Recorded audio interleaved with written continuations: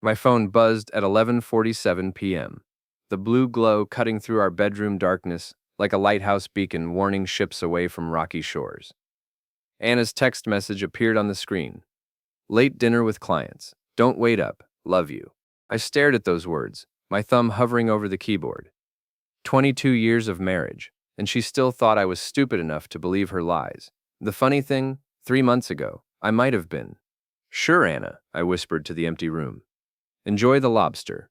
Tell Rick to check his stock portfolio in the morning. My finger moved across the screen with surgical precision, executing the first move in what would become the most satisfying game of chess I'd ever played. Rick Morrison, my wife's so-called business partner, was about to learn that underestimating a blue-collar IT consultant could be a very expensive mistake. The trade executed at exactly midnight. 20,000 shares of Technova stock sold short at market price. Rick's brokerage account, secured by the brilliant password Rick M 2023, written on a sticky note I'd photographed during their last business meeting at our house, would show a substantial loss by morning. Nothing illegal, nothing traceable to me, just a man making some very poor investment choices. My phone rang 30 seconds later. David! Anna's voice cracked through the speaker, panic threading every syllable. Something terrible happened. Rick's having some kind of crisis with his investments. I need to stay and help him figure this out. In the background, I could hear Rick's voice, high and strained.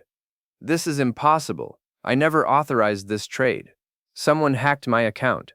I smiled in the darkness. That's terrible, honey. These things happen in volatile markets. Maybe Rick should be more careful with his passwords.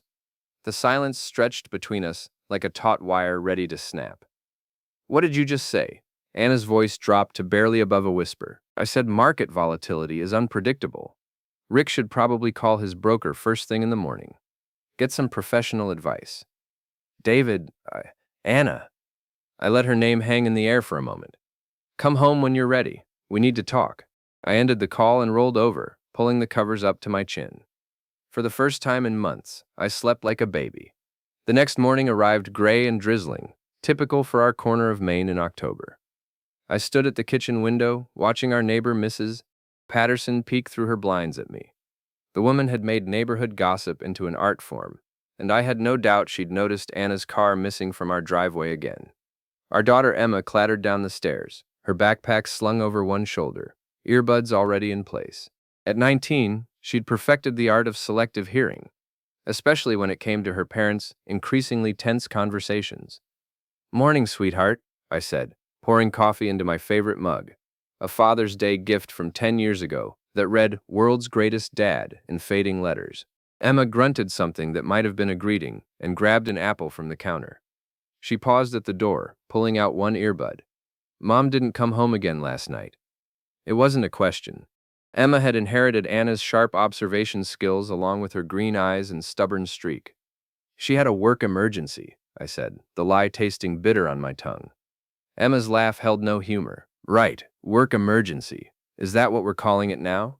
She left before I could respond, the front door closing with a definitive click that seemed to echo through our suddenly too quiet house. I finished my coffee and headed to my home office, a converted spare bedroom where I'd built my IT consulting business from nothing into something that kept us comfortable. Anna had always been embarrassed by my blue-collar roots, the way I'd clawed my way up from fixing computers in a strip mall to managing network security for half the businesses in town. My phone buzzed with a text from Big Mike. Jim, 1 hour, you look like hell. Michael Torino had owned Torino's boxing gym for 30 years, ever since his own fighting career ended with a broken orbital bone and a wife who threatened to leave if he stepped into another ring. He'd become something between a mentor and a father figure to me over the past 5 years. Ever since I'd started working out there to deal with the stress of Anna's growing ambition and our crumbling marriage. The gym occupied the bottom floor of a converted warehouse downtown, all exposed brick and industrial lighting that cast harsh shadows across the heavy bags and speed bags. The smell of sweat and leather and determination hung in the air like incense in a church. Big Mike looked up from wrapping his hands as I walked in. At 62, he still moved like a fighter, all controlled power and economy of motion. His gray hair was cropped close to his skull, and his dark eyes missed nothing. You did something, he said without preamble. I started wrapping my own hands, taking my time with the ritual. I might have made a small adjustment to my wife's boyfriend's financial portfolio. How small? About $40,000 small. Mike whistled low. You playing with fire, David. That woman's got claws. So do I. I flexed my wrapped hands. I'm just tired of keeping them sheathed. We worked the heavy bags for an hour, the rhythmic pounding helping to clear my head and focus my thoughts. Mike had taught me that boxing wasn't about anger. It was about control, timing, and knowing when to strike. What's your end game here? Mike asked as we cooled down. Anna thinks she's smarter than me. Rick thinks his money and fancy clothes make him untouchable. They're both about to learn otherwise. And your daughter? That stopped me cold. Emma was the one innocent party in this whole mess, and the last thing I wanted was to hurt her. She's smart enough to see what's really happening, I said finally. Maybe it's time she learned that actions have consequences. My phone buzzed with another text from Anna. We need to talk. Meet me at the Lobster Trap at 7 p.m. The Lobster Trap. Of course she'd choose our old anniversary restaurant, the place where we'd celebrated every milestone in our marriage. The irony was so thick I could taste it. I showed Mike the message. She's trying to control the battlefield, he said. Public place, emotional significance, classic manipulation. Good thing I've got a few tricks of my own. That afternoon, I made 3 phone calls. The first was to my old friend Detective Ray Sullivan, who owed me a favor from when I'd helped recover his daughter's stolen laptop. The second was to Anna's boss, Jennifer Hartwell, CEO of Hartwell Public Relations. The third was to Rick's biggest investor, a man named Thomas Brennan, who'd put $2 million into Rick's latest venture. By 6 p.m., I'd planted enough seeds to ensure that Anna and Rick's evening would be anything but romantic. The Lobster Trap sat on the waterfront, all weathered cedar shingles and nautical kitsch. Through the windows, I could see Anna already seated at what used to be our table, her blonde hair perfectly styled, her navy suit immaculate. Rick sat across from her, his back to the window, gesticulating wildly as he spoke. I parked across the street and pulled out my phone. The message I sent to Thomas Brennan was simple. Rick Morrison may be using investor funds for personal expenses. Thought you should know. A concerned friend. I watched through the restaurant window as Rick's phone lit up. His face went pale as he read the message, then flushed red as his phone began ringing. Anna looked confused as Rick answered, his voice rising enough that other diners began to turn and stare. I couldn't hear the words, but his body language told the story. Defensive postures, wild gestures, sweat beading on his forehead despite the cool evening air. Rick stood abruptly, nearly knocking over his chair. He threw his napkin down on the table and stormed toward the exit, Anna hurrying after him. I waited until they reached Rick's Tesla in the parking lot before making my move. The knife slid through the sidewall of his rear tire, with barely a whisper. The second tire took even less effort. I left the folded piece of paper under his windshield wiper and retreated to my car, just as Rick discovered his predicament. His roar of frustration carried across the parking lot. Anna stood beside him, her perfect composure finally cracking as she read the note I'd left. Business is all about timing. Yours just ran out. Anna didn't come home that night either, or the next. On the third morning, Emma found me in the kitchen staring at a cup of coffee that had long since gone cold. Dad, what's really going on? I looked at my daughter, really looked at her. When had she grown up? When had those knowing eyes replaced the trusting gaze of the little girl who used to believe I could fix anything? Your mother is having an affair, I said simply, with Rick Morrison. Anna nodded slowly. I figured. She's been different for months, secretive, always on her phone. I'm sorry you had to see this. Are you getting divorced? The question hung between us like a loaded weapon. I'd been asking myself the same thing for weeks, but hearing it from Emma made it real in a way I wasn't prepared for. I don't know yet, I admitted. But things are going to get complicated. Emma poured herself a cup of coffee and sat across from me. What do you need me to do? Nothing. This is between your mother and me. Dad. Emma's voice carried a weight that reminded me painfully of Anna. I'm 19, not 9. And I've been watching this train wreck for months. If you're going to fight back, you're going to need allies. Before I could respond, my phone rang. The caller ID showed my office number, but when I answered, it was Jennifer Hartwell's voice on the line. David, this is Jennifer Hartwell from Anna's company. I'm afraid there's been a problem with your contract renewal. My stomach dropped. Hartwell PR had been one of my biggest clients for 3 years, providing nearly 30% of my annual income. What kind of problem, Jennifer? We've received some concerning information about your business practices. Nothing concrete, you understand. But in today's climate, we can't afford to take risks with our vendor relationships. I closed my eyes, seeing Anna's hand in this immediately. What kind of information? I'd rather not go into specifics over the phone. I'm sure you understand. Of course. When would you like to discuss this in person? I'm afraid that won't be necessary. We've decided to terminate our contract effective immediately. You'll receive formal notification by email within the hour. The line went silent. I stared at my phone, feeling the first cold touch of real fear.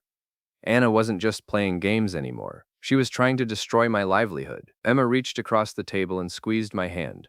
What was that about? Your mother just cost me my biggest client. How?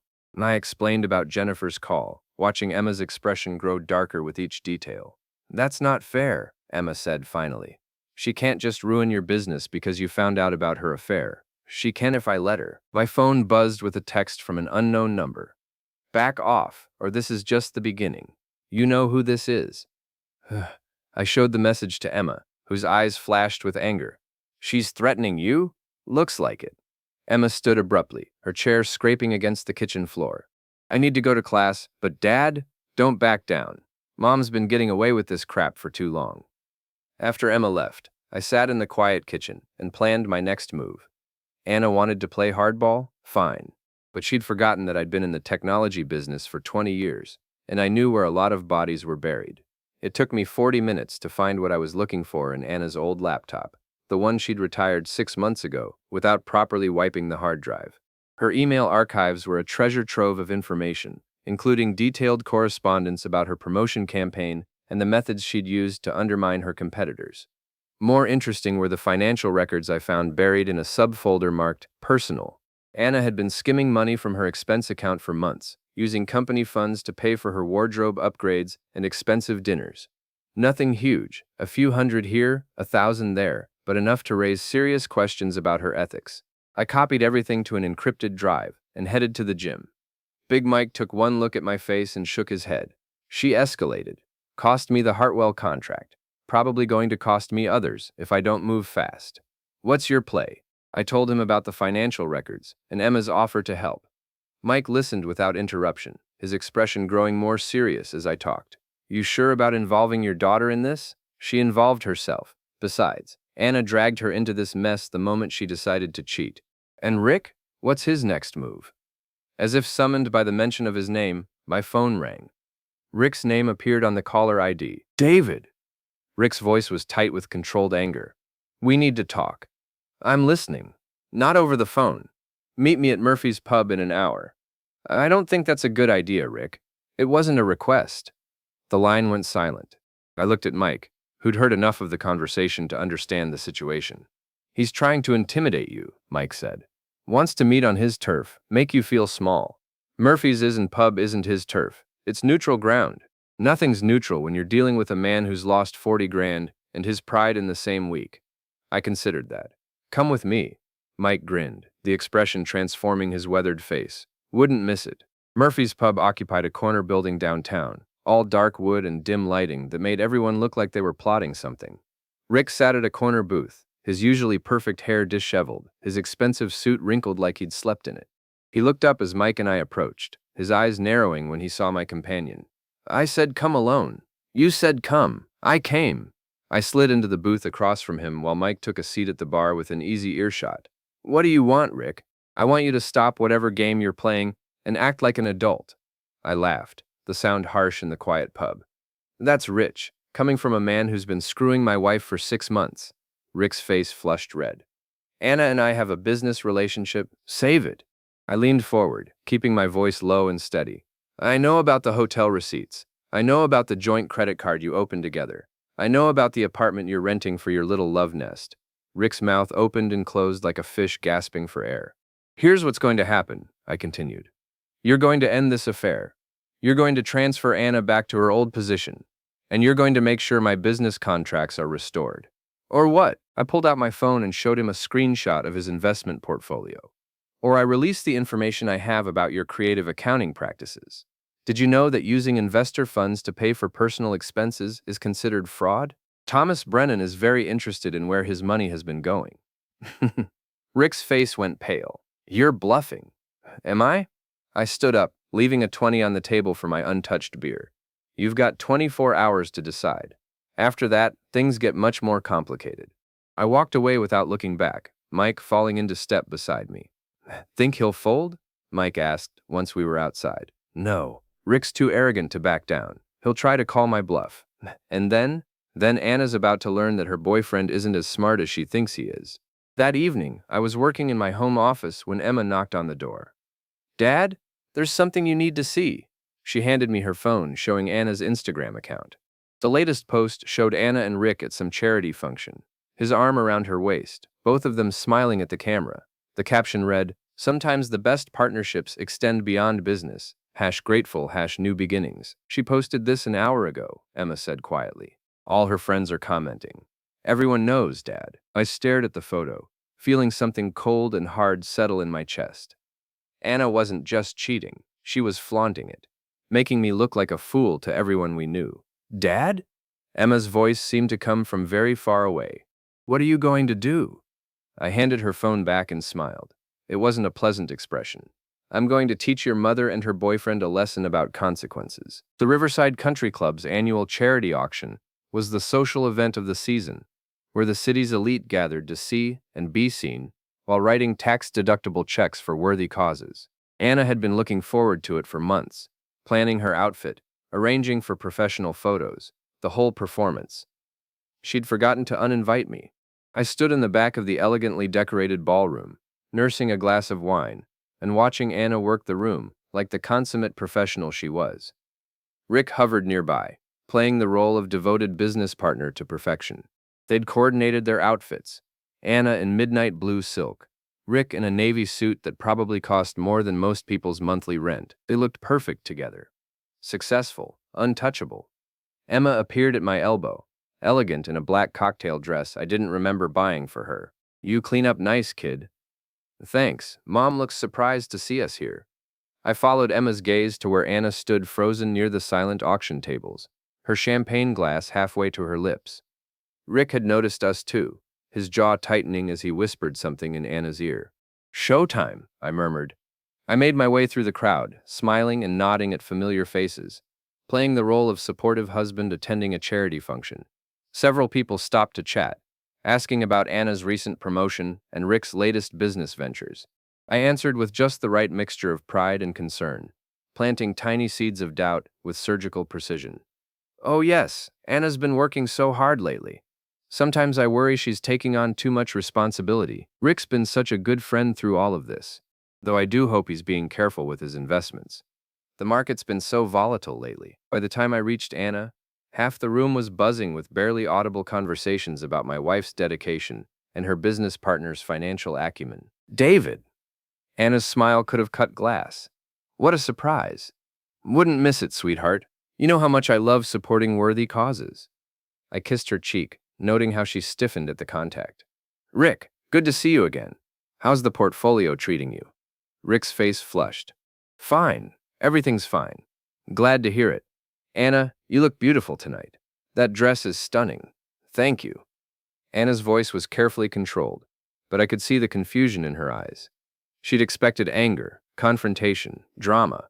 Polite small talk was throwing her off balance.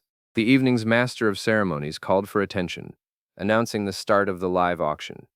I excused myself and found a seat near the back, Emma sliding in beside me. Phase 1 complete? She whispered. Phase 1 complete. The auction proceeded smoothly through the usual items: vacation packages, artwork, dinner parties with local celebrities. Then the auctioneer announced a special last-minute addition. Ladies and gentlemen, we have a unique opportunity tonight. Local IT consultant David Harrison has generously donated a comprehensive digital security audit for any business, valued at $15,000. I felt Anna's eyes boring into me from across the room. She knew I hadn't donated anything to the auction. Do I hear an opening bid of $1,000? Several hands went up. The bidding climbed quickly. $3,000, $5,000, $8,000. I watched Rick's face as the amount climbed higher. Saw the moment when greed overcame caution. 10,000. Rick's voice carried across the room. We have 10,000 from Mr. Morrison. Do I hear 11? 15,000. Thomas Brennan's voice boomed from the front row. Rick's face went pale. He couldn't afford to bid against Brennan, not after his recent losses. But backing down now would look weak in front of Anna and their social circle. 16,000, Rick said weakly. 20,000, Brennan countered immediately. The room fell silent. Rick looked like he might be sick. Going once, going twice. Sold to Mr. Brennan for $20,000. Huh, the applause was thunderous. I stood and bowed slightly, acknowledging the recognition while Rick slumped in his chair. After the auction, I made my way to the bar where Rick stood alone, staring into a glass of whiskey. Congratulations on the auction, he said without looking at me. Clever move. I don't know what you mean. The security audit. You knew Brennan would bid on it. Knew he'd drive the price up just to spite me. I ordered a scotch and considered my response. Thomas Brennan is a businessman. He understands the value of good security, especially after recent events have made him question the integrity of his investments. Rick's knuckles went white around his glass. What did you tell him? Nothing he couldn't figure out for himself. Amazing how quickly investors lose confidence when they start asking the right questions. You're destroying my business. Your business destroyed itself the moment you decided to mix personal relationships with professional obligations. Rick turned to face me, his eyes bright with anger and desperation. Anna loves me. She's going to leave you. Maybe she will. But she's not going to leave me for a man who can't manage his own finances. I finished my drink and set the glass on the bar. Enjoy the rest of your evening, Rick. I have a feeling it's going to be memorable.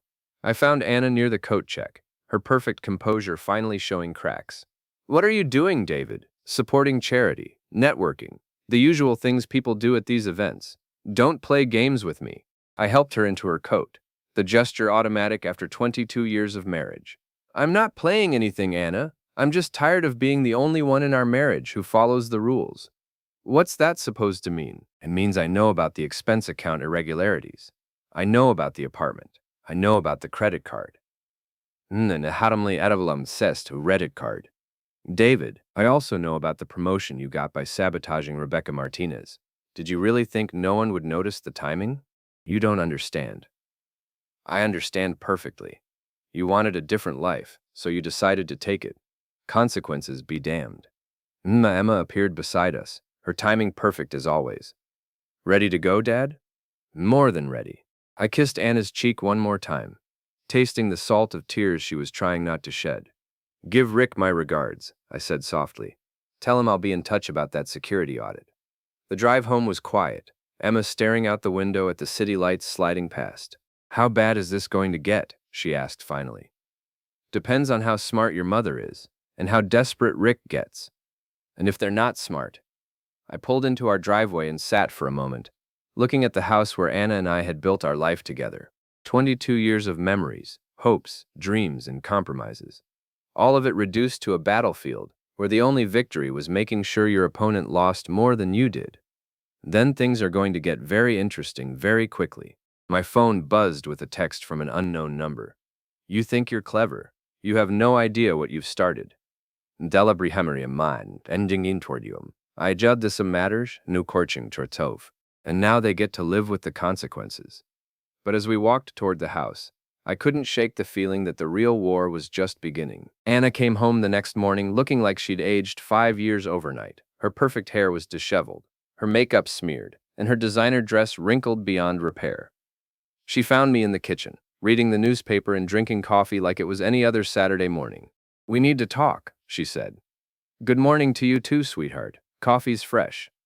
Anna ignored the offer and sat across from me, her hands shaking slightly as she placed them on the table. David, this has gone far enough. I looked up from the sports section. What has? You know what? The stock trades, the auction, whatever you said to Thomas Brennan. Rick is falling apart. That's unfortunate. Market volatility can be stressful. Stop pretending you don't know what you're doing. I folded the newspaper carefully and set it aside. What I'm doing, Anna, is protecting my family and my business from people who seem determined to destroy both. Rick isn't trying to destroy anything. Rick is using investor funds to maintain a lifestyle he can't afford while conducting an affair with a married woman. If that's not destructive behavior, I don't know what is. Anna's face crumpled. For a moment, she looked like the young woman I'd married all those years ago, vulnerable and uncertain. I didn't mean for it to happen this way. But it did happen. And now we all have to deal with the consequences. What do you want from me? The question hung in the air between us. What did I want? An apology? A promise to end the affair? A chance to rebuild our marriage? I want you to choose, I said finally. Rick or your family. Your affair or your marriage. You can't have both. And if I choose Rick, then you get Rick. All of Rick, including his financial problems, his legal troubles, and his reputation as a man who can't be trusted with other people's money. Anna stared at me, and I could see her mind working, calculating the costs and benefits like the strategic thinker she'd always been. You've destroyed him, she said quietly. Rick destroyed himself. I just made sure everyone could see it. Anna stood abruptly, her chair scraping against the floor. I need time to think. Take all the time you need. But Anna? I waited until she looked at me. While you're thinking, remember that actions have consequences, and some consequences can't be undone.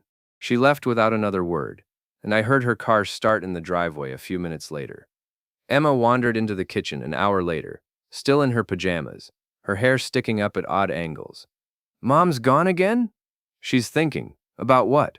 Whether she wants to be married to me or in a relationship with a man whose business is collapsing. Emma poured herself coffee and sat in Anna's abandoned chair.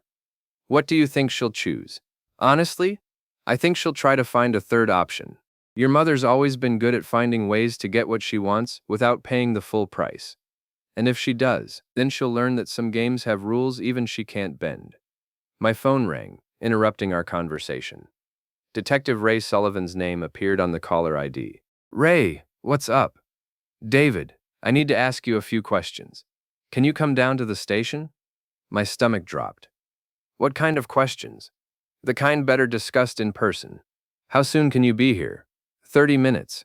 I ended the call and looked at Emma, who'd heard enough to understand the situation. They think you did something illegal, she said. Probably. Rick's desperate enough to try anything at this point. Do you need a lawyer? Not yet. Let's see what Ray has to say first. The police station occupied a converted bank building downtown, all institutional beige paint and fluorescent lighting that made everyone look guilty of something. Ray met me in the lobby, his expression carefully neutral. Thanks for coming in, David. Not like I had a choice. Ray led me to a small conference room and closed the door. We'd known each other for 15 years, ever since his daughter had been in Emma's elementary school class. But today he was all business. I'm going to record this conversation, he said, setting a digital recorder on the table. For everyone's protection. Am I under arrest? No, but I need to ask you about some allegations that have been made. What kind of allegations? Ray consulted a file folder. Richard Morrison claims you've been harassing him, stalking him, vandalizing his property. He wants to file a restraining order. I laughed, the sound harsh in the small room. Rick's been busy. He says you slashed his tires at the lobster trap last week. Did he see me slash his tires? He says he found a threatening note on his windshield. A note isn't evidence of tire slashing, Ray. Could have been anyone with a grudge against Rick. And apparently, he's got a lot of people upset with him lately. Ray leaned back in his chair. David, I've known you for a long time. You're not the type to play games like this. What type am I, Ray? The type who gets angry and does something direct about it. Not the type to sneak around in parking lots. Maybe people change. Maybe.